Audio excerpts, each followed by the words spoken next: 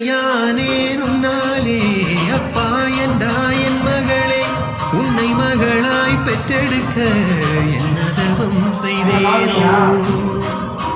பல பருவம் கடந்து வளர்ந்து சின்ன குழந்தை தனத்தை மறந்து எந்த அருகில் நின்று உயரம் அளக்கும் மகளே, நான் ஏணியாக இருப்பேன் என்றும் ஏற்றிவிடவே நினைப்பேன். உந்தன் உயர்வுக்காக ஓய்வில்லா